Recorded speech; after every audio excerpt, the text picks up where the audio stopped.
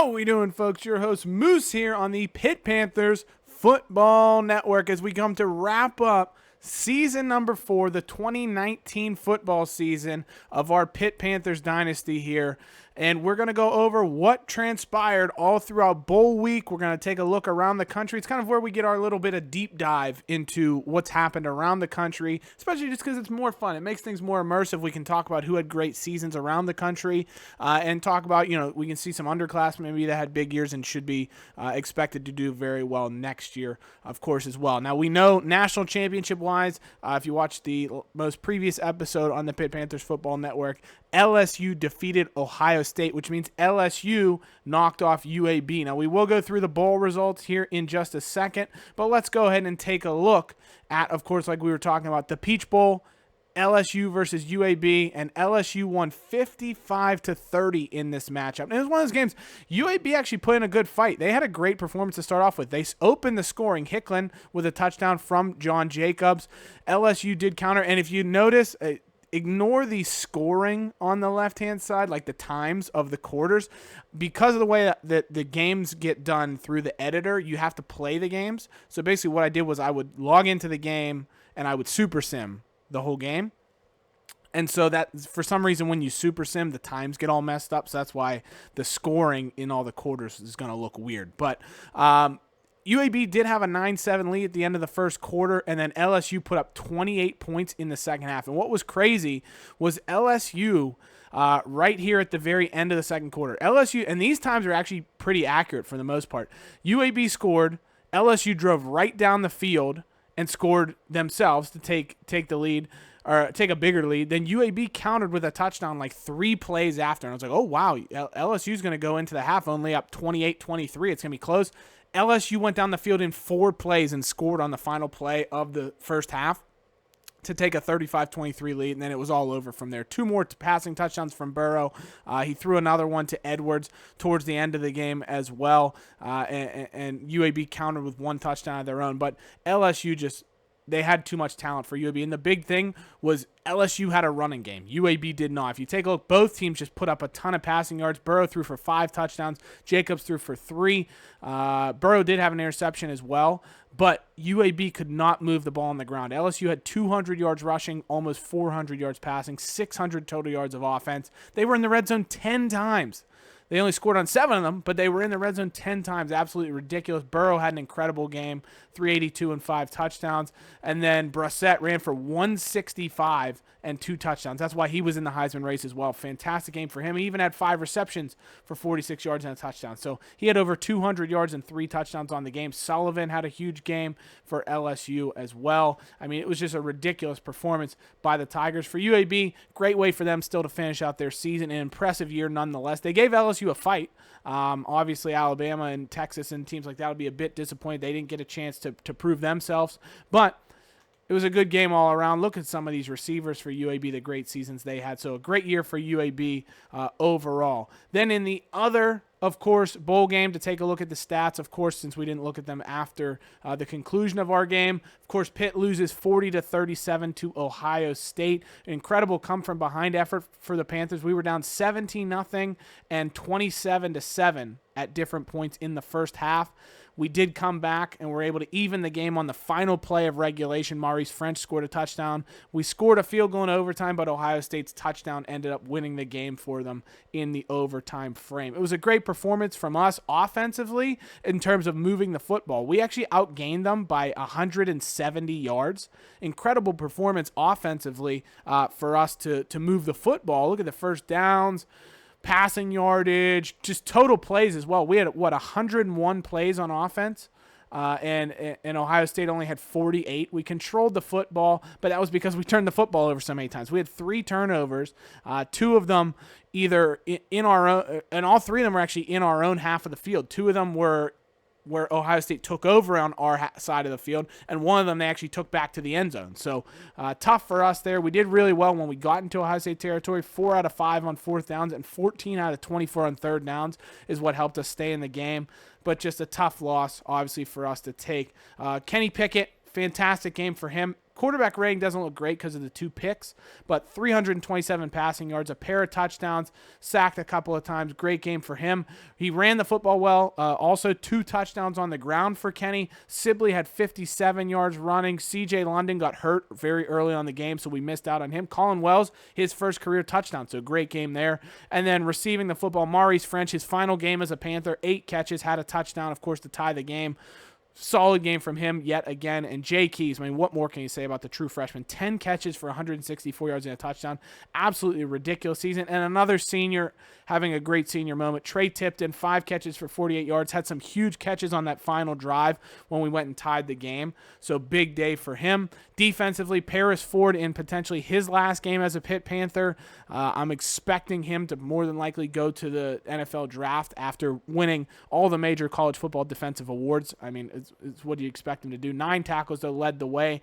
Sean Wolfgang had a couple of sacks, 2 again, so I think he finishes with 13 on the season. He'll lead the team yet again. Ronnie Baker had a sack as well, and Jacob Laughlin had a pick. We're going to have a ton of seniors that we're going to be missing after this game, so we'll talk about that more in the team recap episode, which will be following this one. Jay Bump, nice game for him. Eric Fox had a terrible game punting the football, unfortunately for us. Ohio State, Haskins, other than his 1 pick, he had a pretty efficient game. 187 yards on 25 passes is fairly good.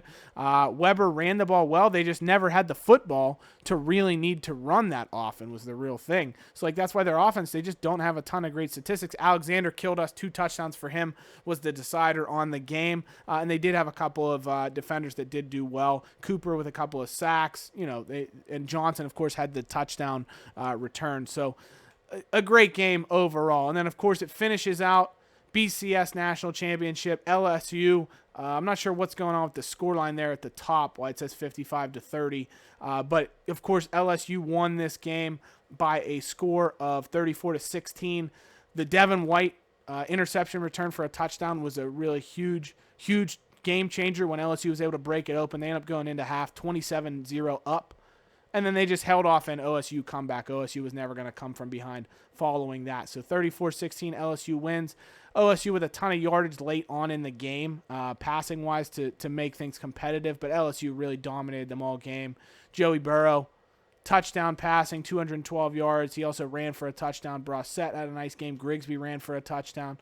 LSU just looked really good. Devin White, probably player of the game in my opinion. 10 tackles plus a pick 6. Great game for him. They had 9 sacks too. Logan had 3.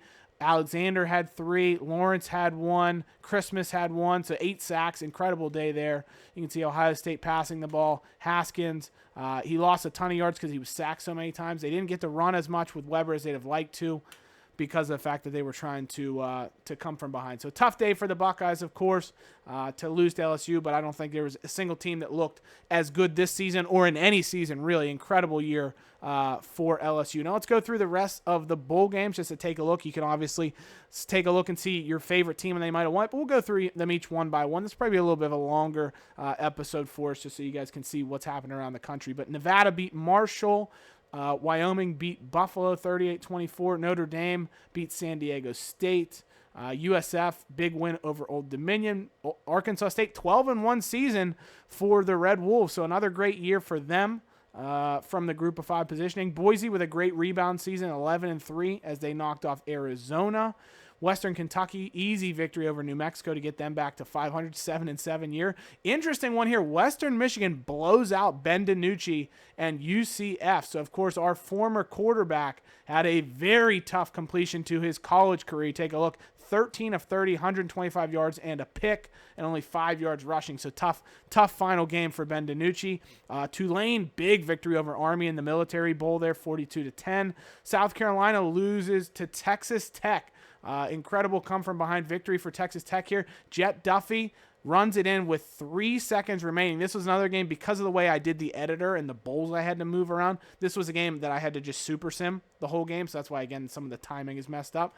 But some great play from Texas Tech to come away with a win there in that battle. Jet Duffy was your player of the game there. He had a really big performance and scored the winning touchdown. Miami loses to Cincinnati, so tough way to finish out the year for the Hurricanes. Florida State, easy win over BYU. Clemson, tight win over Troy. If we take a look here at the Tigers, they scored a touchdown with 53 seconds left to end up winning the game. So Kelly Bryant finishes out his career with a win, 10-win season for the Tigers. SMU beats Michigan State. Hawaii, big one over FIU. Washington, 31-10 over Houston. What a bunch of frauds Houston ended up being, losing to last year's national champions, but they were only 6-6. Tough game. De'Aaron King was brutal for Houston in this one, 138 yards, 3 picks. Brutal game for him after an unbelievable season, really. What a classic this one was. Oklahoma State, UCLA, two top teams in the country. UCLA had to come from behind. Modster got hurt again. He seemed to be hurt very often this season. Thompson Robinson had to come in and nearly led them from behind, but Oklahoma State wins. Michigan wins to go to 9-4, probably help save Harbaugh's job. Virginia, Bryce Perkins, 31-28 win over Tennessee, so great finish to his career. Virginia Tech loses to Stanford in the Sun Bowl, so tough one for the ACC there. Rice, what a season. They had another SEC team that they beat. They beat Florida earlier in the season. Now they beat Ole Miss 38-24, so 11-2, great year for them. Of course, the LSU UAB game. Florida beats Wake. This was a crazy game. Absolutely wild finish here. Wake scored a touchdown with 48 seconds left to take the lead. 13 seconds to play. Florida ends up coming right down the field and scoring with 13 seconds left to retake the lead and beat Wake. So big game for Felipe Franks in what's probably his last game at Florida, expected to go to the NFL draft after finishing second in the Heisman voting this season. So great season for Franks. And then, like we talked about, Kendall Hinton, who was fourth in the Heisman voting, a great game for him as well. 352 yards and 2 touchdowns, and he ran for 29 yards as well. Iowa beats Arkansas 41-34. So Arkansas, who started, I think, like 8-0, 1-4 finish to the season. Tough for them. Wisconsin 31-30 over Georgia. They end up with 14 points in the fourth quarter, including the winning touchdown and extra point with 46 seconds to play. So Hornibrook, their quarterback, finishes his career with a victory. Kansas State blowout victory 44-23 over Purdue. The Wildcats were very, very impressive this season. Oregon 42-25. Justin Herbert, again, he's likely to go to the NFL draft this year. Fantastic game for him to finish out his career. 11-3 season for Oregon as they win 42-25. Penn State tried to mount a comeback, but a pick six from the Ducks ended up putting it away. Herbert with a great 3-touchdown performance to win player of the game, 357 yards and 3 touchdowns. He ran for 36 yards as well. Pitt, of course, like we mentioned, losing to Ohio State. Some big games in the New Year's Six. Rose Bowl, we already saw. Fiesta, we saw. Peach, we saw. Sugar Bowl, Texas over Alabama, 30-23. Huge win for Texas as they battled back.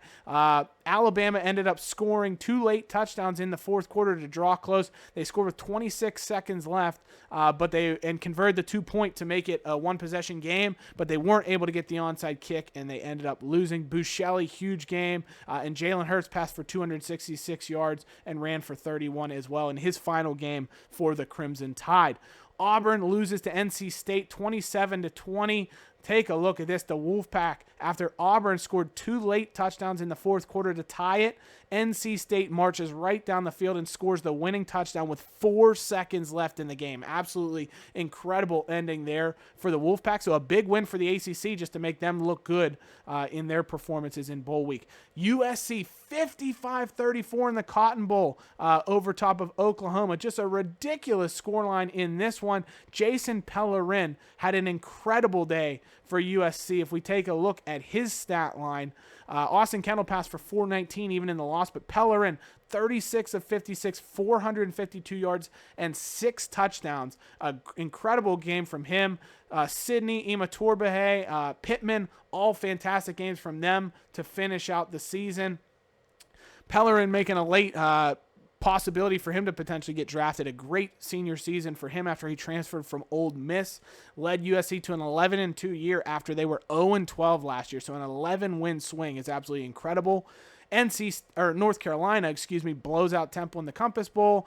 Ohio finishes their year 12-2 with a win over Lafayette. Great performances. They get 2 touchdowns, including one with 41 seconds left to end up winning that game. They actually scored 24 straight points to come from behind and beat Louisiana Lafayette, And then finally, of course, the BCS National Championship, LSU over Ohio State to end up winning the title for the Tigers. So a great bowl week to take a look at. Now, the one thing that you'll see is, for whatever reason, I'm not really sure, and I don't want to edit it to risk messing up the game. It doesn't really affect anything because LSU still won the national title, but the polls did not update for whatever reason. I've read that sometimes this does happen with NCAA, that sometimes it just doesn't update the polls on the last week of the season for whatever reason. So LSU stays 1, Ohio State stays 2, we stay 5 for whatever reason. It didn't update those things. The only people I'm sad for is, like, Houston should not be in the polls anymore after getting just blown out by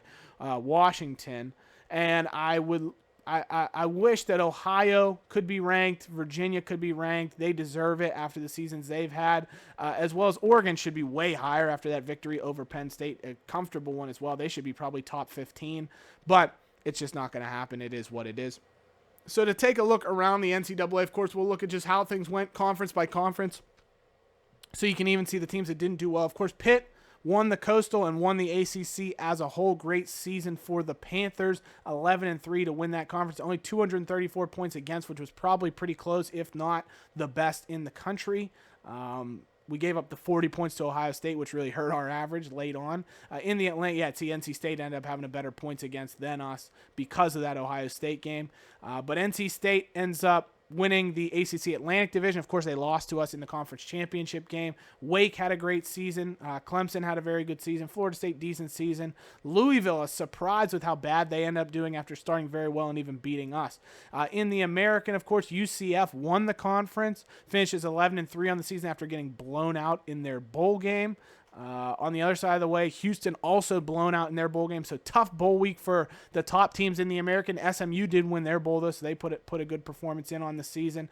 Tulane had a good year as well. Navy, surprisingly, had a tough year, as did Memphis, who had a transfer quarterback that made them have a good offense, but their defense was just hideous. In the Big 12, of course, Texas, great year for them. They win the Big 12 and then beat Alabama in their bowl game. Kansas State wins their bowl game as well to finish 11-2. Oklahoma State wins their bowl as well to finish 11-2. And then Oklahoma, of course, lost in the Orange Rose Cotton Bowl to USC, which hurt their overall record. But Big 12, very top-heavy this season. Big 10, of course, Ohio State ended up losing in the national championship game. Penn State lost the Rose Bowl. Michigan wins their bowl, which makes them 9-4, so at least makes their season a little bit more respectable. Wisconsin won their bowl to finish their season 10-4. Iowa was a good year. Purdue, interestingly enough, was bad out of conference, but had a good year in conference. Conference USA, of course, the top two teams were very good. You look on the eastern side, Middle Tennessee State, who normally does very well. Their defense was bad this year, but their offense, 469 points for, is ridiculous. UAB, 515 points for, and had a great year this year, as did Rice. Independent-wise, Army had a good year. Notre Dame, very underwhelming season for the talent level they have. MAC, of course, was led by Ohio, who had an incredible year, 9-0 in conference. Their only two losses came to Pitt and Wake, their first two games of the season. They won 12 straight games to finish out the year. Take a look at this. Loss, and then all wins. Incredible year for them. Western Michigan also had a good year in the MAC. Buffalo, 8-5 as well. Mountain West, of course, Boise had a great rebound year. Tough year for Wyoming. They won the Mountain West last year, didn't have a great season. Hawaii had a good year. San Diego State, Boise State had a good season in conference. If we look at the Pac-12, of course, Oregon ended up being Pac-12 champions, beating UCLA in the Pac-12 championship game, and they won the Rose Bowl. UCLA, tough way to finish out the year. I think they had 3 straight losses to end the year, if you take a look at this. USC loss, Oregon loss, Oklahoma State loss, and look at that, 3 points, 7 points, 1 point. Crazy way to finish the year. USC, they were 0-12 last year, and they finished the season with 9 straight wins and go 11-2. Great year for USC in the Pac-12. SEC, of course, national champions LSU, and some great seasons all around. Bama, Georgia, Auburn, Florida, all with 10 wins. Arkansas with 9. South Carolina with 8. Very good conference. They did have a couple of really bad teams in Vandy and Kentucky and the like, but still a good year for them. And then, of course, the Sun Belt, Arkansas State. They continue to dominate this league. To be interesting to see if they can retain the talent level with things going forward. So great to take a look at what's going on around the nation. Let's take a look now at the stat leaders around the country. So this is always just fun to look at here. Passing leaders, Ty Story of Arkansas had the best quarterback rating. Modster also had a good one for UCLA, but he was injured for a lot of season. Kelly Bryant actually had a really good season. Joe Burrow was 5th in the country, or tied for 4th in quarterback rating, just behind the leaders. He, of course, was the Heisman winner. We'll flick through kind of the top 10 just to see if there's anybody interesting here. But it's all guys that we've probably seen because they had great seasons. John Jacobs for UAB, leader in completions in the country. Joe Burrow, number 1. Kenny Pickett, 2. And I think he was actually 2nd in the country in pass attempts, just behind Joe Burrow as well, because of the fact that we put such an emphasis on our passing game this year. You can see his quarterback rating does need to come up a good amount, but hey, his junior year, we're expecting big things out of Kenny as a senior. Pass attempt, you can see Jacobs, Quentin Maxwell from Ohio, some guys that we've seen this year. Jason Pellerin from USC. Some good players that we'd seen there. Interesting to see Nate Stanley throw so many passes, but you see his quarterback rating's horrible because Iowa's not very good at passing the ball. Kenny finishes in the top 10 in passing yards. We're going to see a lot of common names here. But the big thing for him, not a lot of touchdowns. We need to do a better job of getting into the end zone. Our scoring offense really struggled. Joe Burrow, 53 passing touchdowns against just 7 interceptions this year. Incredible year for him. Great job all around. Lorenzo Nunez, a transfer, I think, from South Carolina, ended up going there. So a bunch of transfer quarterbacks here. Bowers was a transfer from Cal, Pellerin from Ole Miss, Nunez from South Carolina. Joe Burrow, of course, transferred from Ohio. So interesting there. Nick Starkel, 10 touchdowns, no picks. Let's see who had like the most touchdowns with the least picks. Ross Bowers from Boise, 36 touchdowns, 2 picks. Great year from him. Buscelli, Jalen Hurts, 29-3. Really impressive years. Lepke from Wyoming had a great year with that. Most picks, Paul Henry from Hawaii. And they had a pretty good season, so that's interesting. Nate Stanley struggled. Kenny Pickett was pretty high. Herbert actually threw 16 interceptions as well. Interesting to see him struggle as much as he did. De'Aaron King, 15 as well. Leader in yards per game, Jacobs. Burrow was 2nd. Completion percentage was Kendall Hinton. And then Lewerke of Michigan State. Average per completion, Guarantano of Tennessee. Longest pass of the season, Austin Kendall of Oklahoma. Who was sacked the most? Kenny was pretty high. Helinski of Washington State. Then Jordan Love of Utah State, interestingly. And then Kenny Pickett after that. So tough there. Rushing leaders. Rico Smith of Air Force, but I think they run an option attack, so that explains a lot of that. You'll see probably some Davon Tucker, Western Michigan. I don't know if they run an option. Army, of course, option. Texas Tech, I believe, if they weren't option, they were some sort of spread option. They ran a lot this season. Baylor with a lot of rushing yards as well, interestingly. We got a lot of redshirt sophomores and things. That's a redshirt freshman led the country in yardage. So it'd be interesting to see how the rest of his career goes. Tyler Burns. Brossette was kind of your first real big name that you see. Cameron Scarlett from Stanford, Johnny Frazier, Rico Dowdell was in the Heisman race for a while. B.J. Emmons was. Here's where you get into some names that are a bit more recognizable. Perry Smith, true sophomore. I like seeing that if they're a redshirt sophomore or a true junior or below, they're a recruit, which that's always fun to see. Best average, Sean McGrew of Washington. Most touchdowns went to Vavae Malapai of USC. And then Dauphine, Tyler Burns, Stephen Davis, who won Doak Walker as the best running back. Longest run of the season, Taylor Martin, a 99-yarder. Kendall Hinton had a 97. Wow. Yards per game went to Rico Smith, far and away for anybody else. Most 20s went to Brossette. And Bryce Perkins, interestingly. Kenny had 4 as well.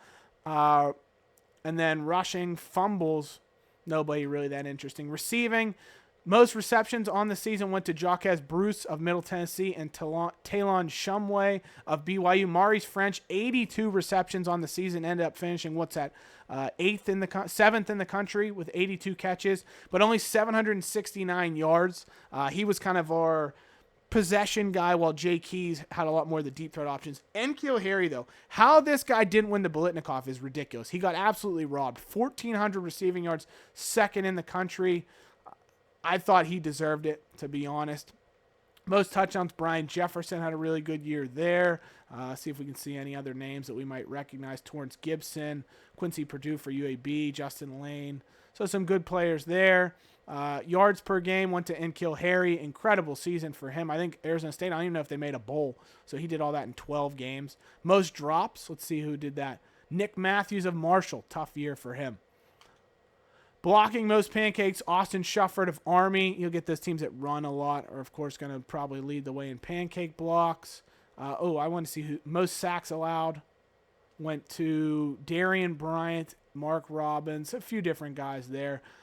Maurice Collins of Pitt had 11. Not great to see him on the list. Total tackles on the season, John Carroll of San Diego State led the country.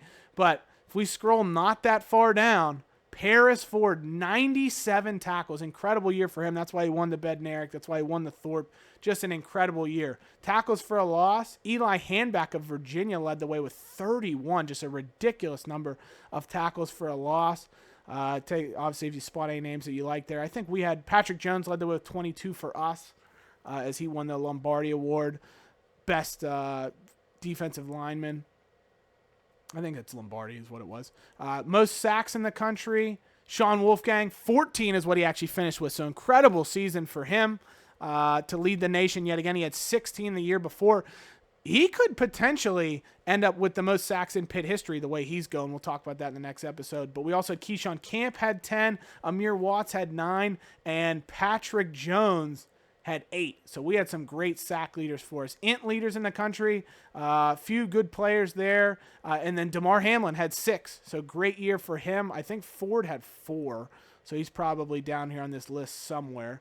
But you can scroll through. Mecole Hardman from Georgia.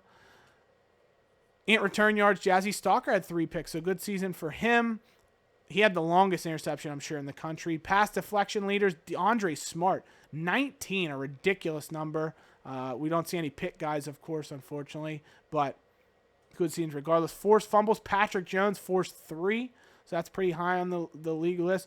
Fumble recoveries, ignore Maurice French because those are on those field goals, so those aren't the real leaders. Here they really would be in terms of fumble recoveries. Any blocks, Clifton Lewis had 2, and then a few different safeties. We, of course, didn't have any around the country. Defensive touchdown leaders, Paris Ford with 2 for your Pitt Panthers. Should be field goal kicking next. And you can see most field goals attempted. Jay Bump had 25. Most field goals made was Keith Duncan. Butch Hampton, Jay Bump made 21, so great season for him. Rodrigo Blankenship, who won Kicker of the Year, the Groza Award, had a good season, 95% accuracy, very good for him. Longest field goal this year, a bunch of 56-yarders from different guys. Most extra points, I'm sure, went to LSU's kicker. Best extra point percentage, I think our guy had 100 as well, but a ton of different players. Yeah, there's Jay Bump. Who made the most 50-yarders? Let's take a look. Keith King, J.J. Molson, John Williams, a few different guys. Who took the most? John Williams of Memphis took 6 and made 3 of them. Touchbacks, Jay Bump, 38, so good year for him kicking off. Punting, best average, so biggest leg, Ryan Flynn. Best punter in terms of net was Matt Brandt. Most inside the 20, Brandon Novak. Most touchbacks, Ricky James punting and stuff. Kick return, let's just see who had the most yards. Sam Mullins, best average, Damian Alloway. Most touchdowns, Frank Battle, and KJ Sales, who I think won returner of the year, had 2. So great season for him. And then punt return touchdowns. Only 4 punt return touchdowns around the country. Antonio Williams, Justice Hill each had 1, as well as Mike Rogers for UCF. That gives us a look around the country at the individual players. Now let's take a look at the best teams in terms of yardage and things like that, overall stats-wise around the country. Offense-wise, we were pretty middle of the pack, 6304. Lowest is 5,000. LSU, best offense in the country by far. They also played 15 games, so that helps them out as well. In total yardage. Now, total offense, because we didn't have a ton of return yards. So if you actually look at our total offense, we're at 5,400. So we're really not that bad in terms of total offense. It's total yardage because we didn't have a ton of return yards. There was a lot of touchbacks and things like that. You can see we don't have a ton of difference there. But our offense was pretty solid. Passing yardage, of course, we're going to be very high on the NCAA list. Top 20 passing offense. But rushing yardage, I'm sure we're pretty low. We were like 1,800 something, so pretty low in terms of rushing yards. Points per game, we also struggled, only 27 points per game. LSU easily led the way at 44 points. Passing touchdowns, easily, they had 53. Utah had the least with 6. Rushing touchdowns, Auburn led with 43, just a ridiculous number there, and UMass had 8. Most sacks allowed, of course, we're going to see ourselves with 39. If you want to see some of our other stats, 27 points per game, 24 pass TDs, 18 rushing TDs, 283 first downs, which is probably pretty good. LSU first in the country yet again. I mean, their offense was just absolutely disgusting. Now, if we look at defense, total yards allowed, Auburn, number 1 defense in the country in terms of yardage. We were pretty high as well. And keep in mind, we played 14 games because a lot of these teams didn't have a 14th, or even, they might have only played 12 games even. Like Oklahoma has 13. So in terms of yardage against per game, we're top 5, I think, in the country.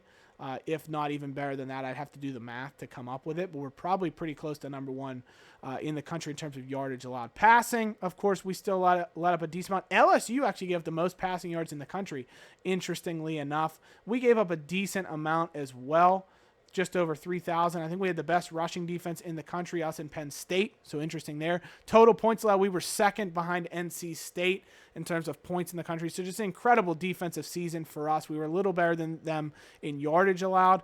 We led the country with 58 sacks, an absolutely just fantastic number. Way better than the last few years because we got production from a lot of players. Normally we have one guy who gets a lot of sacks and we don't have a ton of secondary production. We had that this year. 6 fumble recoveries this year. NC State recovered 19 fumbles. Look how much better than everybody else that is. That's ridiculous. LSU had 14 as well. We had 6, which is way better. Last year we had 1 fumble recovery. So already a huge improvement for us in that regard. Because we were down here last year. We were tied for first in the country in interceptions with 21. So we had 27 total takeaways, which we'll see when we get to a later screen. That is very, very good for the nation. Conversions, we had the most third down conversions in the country. We also had the most third down attempts in the country. 50% on third down. LSU was the best. They're the best team in the country for a reason. They're very high on a lot of these stats. 50% on third downs. Pretty good, in like the top third of the nation. Fourth down conversions, we were 7 of 10, so we didn't go for it a ton. You can see 7's pretty low, and 10 attempts on fourth down is also very low. Interestingly enough, Ohio went for it the most, but in terms of fourth down conversion percentage, we did fairly well around the country, 70%, which is, again, probably like the top third of the nation. 2-point conversions, I don't even know if we got one this year. Attempts were probably pretty low. I'd have to sort it to take a look if we even went for a 2-point conversion. Not a ton of those, of course. Yeah, we were 0 for 2, so actually not great on 2-point conversions this season. In the red zone, LSU had the most red zone trips. Only 76% success rate in the red zone, interestingly enough, but they had 65 touchdowns. Now, Ohio State, way better conversion rate because not only did they have 64 touchdowns on 83 attempts, which is very good, but they also had 12 field goals as well. Kansas State also was very good in the red zone. In terms of red zone touchdowns, LSU was fantastic. UMass was bad.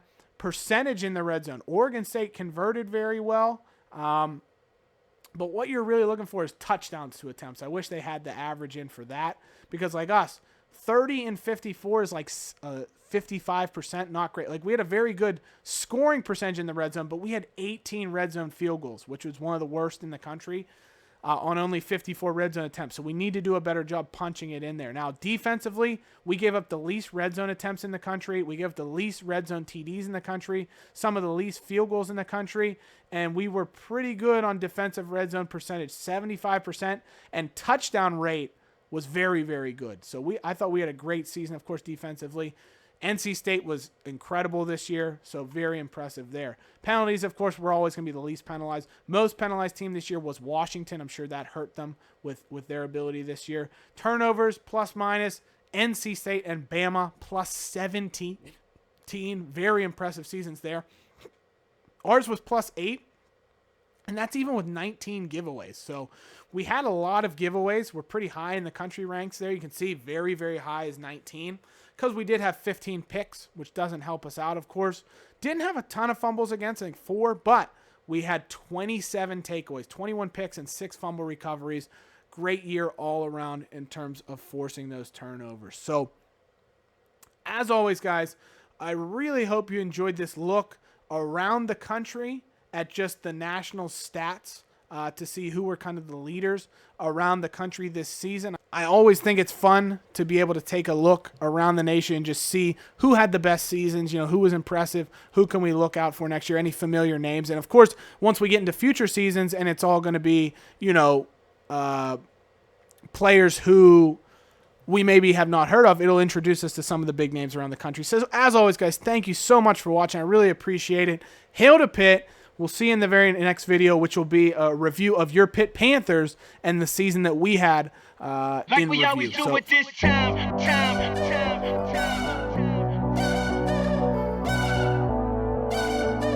I got to shine, to shine, to shine, to shine.